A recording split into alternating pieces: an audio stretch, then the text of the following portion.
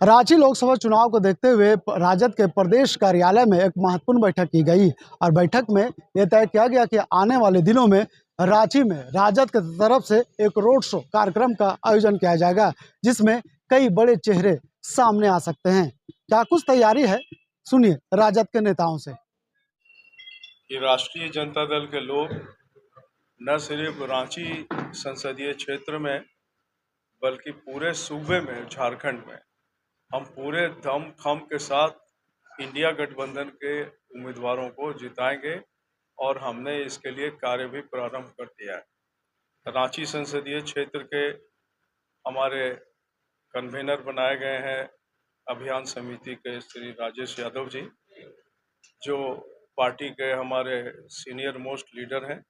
ये कोऑर्डिनेट करके पूरे इस चुनाव को धार देने का काम करेंगे। हमको कोई शिकायत नहीं है कि इंडिया गठबंधन में जो प्रत्याशी चुनाव लड़ रहे हैं वो उनको कितना समय है हम लोगों से बात करने का, लेकिन हम लोगों की पूरी मदद उनको मिलेगी। अभी हम लोगों ने यह निर्णय लिया है कि रांची में राष्ट्रीय जनता दल अपना एक रोड शो करेगी झंडा डंडा के साथ। सुबोध सुबोध कांत जी की जो बेटी है कांग्रेस की प्रत्याशी यशस्विनी सहाय जी, उनके समर्थन में हम निकलेंगे जगह ब जगह। और हम यह भी तैयारी कर रहे हैं कि हटिया विधानसभा क्षेत्र में एक बड़ी जनसभा श्री कैलाश जी ऑर्गेनाइज करें, नेतृत्व करें। इसकी भी तैयारी की जानकारी वो देंगे आपको। और कोई बात बताओ। ये झारखंड में प्रथम चरण का चुनाव हो रहा है, ऐसे तो चौथा चरण है, लेकिन झारखंड में 4 लोकसभा सीटों में चुनाव हो रहा है और चारों रिजर्व है। पलामू सीट शेड्यूल कास्ट के लिए है, बाकी जो 3 सीट है लोहरदगा, खूंटी और चाईबासा, ये एसटी सीट है। और अभी पलामू में 10 दिन तक हम थे। पलामू में जनता चुनाव लड़ रही है। वहाँ के दलित वर्ग में यह बात बिल्कुल पूरी तरह से फैल गई है, मोदी जी आएंगे तो संविधान की अनेक धाराओं को वह जो है सो निस्तेज करेंगे, कमजोर करेंगे, दलित वर्गों का आरक्षण खत्म करेंगे और जो संविधान अंबेडकर के नेतृत्व में हमारे स्वाधीनता संग्राम के नेताओं ने बनाया था, उस संविधान को वो खत्म करके सावरकर का संविधान उसमें जोड़ना चाहते हैं, जो इस देश के हित में नहीं है। हम लोगों का देश इसीलिए पूरी दुनिया में जाना जाता है कि यहाँ विविधता में एकता है। यहाँ पर 22 भाषाएं भारत सरकार के द्वारा रजिस्टर्ड है, लेकिन 3000 तरह की बोली इस देश में बोली जाती है। तरह तरह का खान पान है। एक धर्म के अंदर अनेक पंथ को मानने वाले लोग, सभी धर्मों में, तो सब लोग यहाँ पर ठीक ढंग से समन्वय बिठा करके काम कर रहे हैं। लेकिन प्रधानमंत्री मोदी जी हिंदू मुसलमान कर रहे हैं।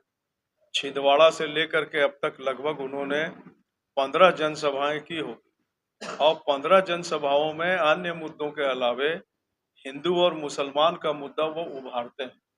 तो प्रधानमंत्री पद की जो मर्यादा है, उनकी जो गरिमा है, इस देश के लगभग 1 अरब 40 करोड़ लोगों के वो प्रतिनिधि हैं। हिंदू के भी हैं, मुसलमान के भी हैं, सिख के भी हैं, ईसाई के भी हैं, पारसी के हैं, जैनी के हैं, बौद्धों के हैं। यदि उन्होंने चुन लिया सिर्फ हिंदू को, तो बाकी लोगों के बीच में उनके भाषण से जो वैमनस्यता बढ़ रही है, उसको तो रोकने के लिए चुनाव आयोग को काम करना चाहिए और उन पर मुकदमा करना चाहिए। लेकिन चुनाव आयोग इतना कमजोर और पंगु हो गया है कि उनके पास जब इंडिया गठबंधन के लोग शिकायत किए, तो उन्होंने उस शिकायत के पुलिंदे को भारतीय जनता पार्टी के अध्यक्ष को भेज दिया कि आप इसको देखिए। अब भारतीय जनता पार्टी के जो अध्यक्ष हैं, मोदी जी के आगे उनकी क्या बिसात है? मोदी जी के आगे तो वो बौना अध्यक्ष हैं, वो तो उनको रोक नहीं सकते हैं। तो इसलिए भारतवर्ष की जनता, जिसके पास वोट है, वोट से ही हम उनको परास्त करेंगे। इसलिए इस बार का जो चुनाव है, वह देशभक्तों और अंधभक्तों के बीच में। तो जो राजनीति में धर्म घुसा रहे हैं, यह राजनीति का धर्म नहीं है। राजनीति का धर्म है मुद्दों पर बात करना, बेरोजगारी, गरीबी, किसानों की समस्या, विद्यार्थियों की समस्या, इन चीजों पर होना चाहिए प्रधानमंत्री का भाषण। तो वो कह रहे हैं कि हम हिंदू औरतों का गहना छीन के मुसलमान को दे देंगे। ये कौन सी बात करे, कहाँ से उनके दिमाग में ये बात आया? हर चीज में मुसलमान घुसड़ रहे हैं। मोदी जी के बाप का हिंदुस्तान नहीं है ये यहाँ की मिट्टी में सबका खून बहा और वो देश के 29वें प्रधानमंत्री। उनके पहले 28 लोग थे और इनके बाद सैकड़ों लोग होंगे। वो क्या जिनसिंग पिंग और पुतिन है कि 2036 तक अपने को सुरक्षित कर लेंगे, वोट नहीं होने देंगे? ये हम लोग होने नहीं देंगे। इसलिए राष्ट्रीय जनता दल, हमारे नेता लालू प्रसाद यादव जी, श्री तेजस्वी यादव जी सामाजिक न्याय के लिए कटिबद्ध हैं। इस देश के जो पिछड़े हैं, जो अल्पसंख्यक हैं, उनको आरक्षण देने के पक्ष में है। अल्पसंख्यकों के आरक्षण पर मोदी जी बोल रहे हैं, जो अल्पसंख्यक हैं मुस्लिम बिरादरी के, उसमें भी धोबी है, दर्जी है, पिछड़ी जाति का दर्जा और उनकी जाति भी पहले से मुकम्मिल है, हवारी है, तो उनको हम आरक्षण देंगे कि नहीं? तो वो मुसलमान का आरक्षण कैसे हो गया? हम जात के बढ़ी है तो हमको आरक्षण है, तो हमारा हिंदू का तो आरक्षण नहीं है, बढ़ी का आरक्षण है। वैसे उसमें जो हलालखोर हैं और तरह की जातियां हैं, उनको हम आरक्षण देंगे तो इसमें धर्म कहाँ आता है? मोदी जी, मोदी जी से पूछिए, कभी तो वो प्रेस कॉन्फ्रेंस करते नहीं। थोड़ा जोर बोलिए। आंकड़ा जो है, मैं बराबर कहता हूँ, उनका 400 का मतलब है कि यदि वो आंकड़ा उनको पहुंच गया तो 400 नहीं, 400 का मतलब 4 डेड बॉडी, 100 माने मुर्दा। ये मुर्दा कर देंगे जुडिशियरी को, ये मुर्दा कर देंगे कार्यपालिका को, ये मुर्दा कर देंगे प्रेस को। तो इस तरह से जो हमारे देश का पाया है, खंबा है, जनतंत्र, उसको ही खत्म कर देंगे। आप लोगों ने देखा नहीं कि जिन जगह वो जीतते नहीं है, वहां पार्लियामेंट्री सिस्टम को खत्म कर देते हैं, विधायक ही खरीद लेते हैं। ये तुम्हारे जय श्री राम जी बताए आपको कि विधायक खरीद लीजिए, ऐसा तो नहीं है। इसलिए इस बार इस देश के गरीब, कमजोर और वंचित लोगों को अपना आरक्षण बचाने का है, डेमोक्रेसी बचाने का है, संसदीय जनतंत्र को हम कैसे बचाएं, उसके लिए यह चुनाव है।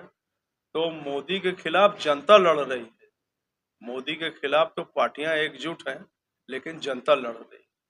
ये आप रोड शो करेंगे, बड़े नेता कौन-कौन आ रहे हैं पटना से? पटना से तो हमारे नेता का दौरा हुआ, श्री तेजस्वी यादव जी का, और वीआईपी पार्टी के जो हैं, हाँ, साहनी साहब, उनका दौरा हुआ, मुकेश साहनी जी का। अब जैसे जैसे चुनाव का चरण वहाँ खत्म हो रहा है, हमारे तेजस्वी जी का कार्यक्रम आगे संसदीय क्षेत्रों में मांग हो रही है। यदि राष्ट्रीय जनता दल की ताकत नहीं है क्षेत्रों में, तो सबसे ज्यादा डिमांड जिस नेता का है, उसका नाम है तेजस्वी यादव। हमने पलामू की जनसभा में उनको रोजगार पुरुष की उपाधि दी कि वो कहते नहीं है, करते हैं। बिहार में उन्होंने 5 लाख लोगों को नौकरी दी। तो जैसे इस देश में पदवी मिली है राजेंद्र सिंह को जल पुरुष की, जल पर उन्होंने काम किया, उस तरह से तेजस्वी जी इस देश के रोजगार पुरुष हैं। वो रोजगार देंगे बड़े पैमाने पर, तो हम उनको सैल्यूट करते हैं यहाँ से कि कथनी और करनी एक है। ठीक है। और कल हम लोग फिर बैठेंगे और निर्णय लेकर के हम आपको बताएंगे। और निश्चित रूप से हम लोग चाहते हैं ईचागढ़ से हम शुरू करेंगे। रांची लोकसभा का क्षेत्र ईचागढ़, और 15 तारीख को हम ईचागढ़ में जाएंगे और ईचागढ़ से शुरू कर करके आएंगे। हम लोग सारे साथी के साथ जाएंगे, दल के साथ, और फिर रांची में हम लोग 18 तारीख को रोड शो करेंगे। राष्ट्रीय जनता दल, हम कैंडिडेट को जो उम्मीदवार हैं हमारे पार्टी का समर्थित उम्मीदवार जो हैं उनको हम लोग अवगत कराएंगे। हमारे बीच हमारा संयोजक जो है राणा जी, उनसे भी आग्रह करेंगे, वो भी रहेंगे यहाँ। और 18 तारीख से हम लोग रोड शो रांची शहर में करेंगे। इस बीच में हम लोग ईचागढ़ जा रहे हैं।